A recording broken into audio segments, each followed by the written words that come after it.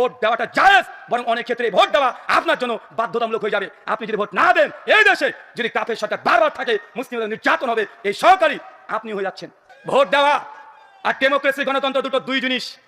Democracy গণতন্ত্র আলাদা, secularism আলাদা, লিবারিজম আলাদা, ফ্যামিনিজম আলাদা, আর ভোট দেওয়া সম্পূর্ণ আলাদা। দুটোকে এক করে দেখলে হবে না, দুটো দুই রকমের রুলস। ভোট দেওয়ার সঙ্গে গণতন্ত্র সারানা কোনো সম্পর্ক নেই। বুঝতে পারলেন মনে হয়? নতুন মনে হলো? দেখেন, ভোট দেওয়া কখনো ওয়াজিবের দরজায় যায়, ভোট দেওয়া কখনো শিরকের দরজায় যায়, ভোট দেওয়া কখনো জায়েজ হয়, ভোট দেওয়া কখনো হারাম হয়। আপনাকে বললাম গুরুত্বপূর্ণ জায়গা, এই জায়গায় ভোট দিয়ে ওই রাষ্ট্রে মুসলমানকে টিকে থাকতে হয়। যদি না হয় বারবার ক্ষমতা আসবে। আসবে কি আসবে না?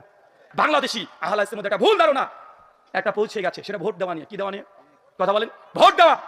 অনেকে বলে ভোটের দিকে তাকানো যাবে না, অনেকে বলে ভোট দেওয়াটা শিরক, বলে কি বলে না? কথা বলেন। আমি আপনাকে দুটো ফেস বলি, দুটো চিত্র বলি। শুধু উপর উপর কথা বললে হবে না, আগে গভীরে আপনার দৃষ্টি দিয়ে দেখতে হবে। শুধু বাংলাদেশ 90% মুসলিম রাষ্ট্র, মুসলিম সংখ্যাগরিষ্ঠ দেশ দেখলে হবে না। আমরা যেখান থেকে এসেছি সেই দিকে দাঁড়িয়ে আপনাকে ফতোয়া সঠিক করতে হবে। চলেন দুটো সিনারি বলি।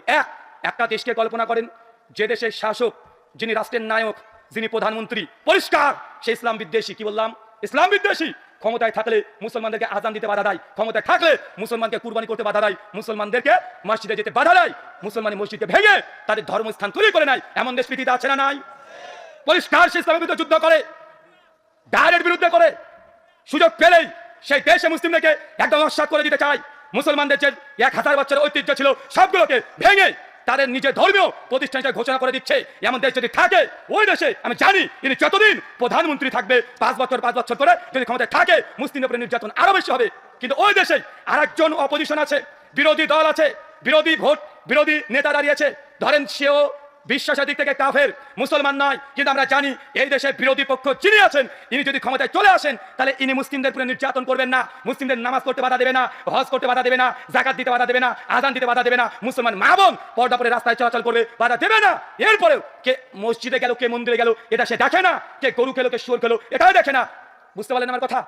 একজন নেতা ক্ষমতা আসলে পরিষ্কার ইসলামের বিরুদ্ধে যুদ্ধ ঘোষণা করে, আরেকজন মুসলমান না, উনিও কাফের, উনিও মুসলিম, তিনি যদি ক্ষমতায় থাকেন তাহলে মুসলমানকে বাধা দেয় না, মুসলমান স্বেচ্ছায় ধর্ম পালন করতে পারে।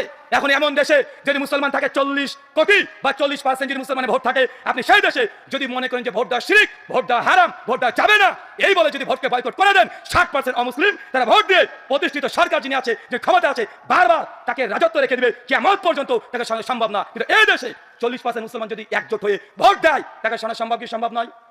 কথা বুঝলে তো মনে হয়? কথা বুঝতে পারছেন? 40% যদি আমরা একজোট হয়ে যিনি বিরোধী দলে আছেন তাকে যদি আমরা ভোট দিই, এই ভোট দেওয়াটা নাজায়েজ না হারাম?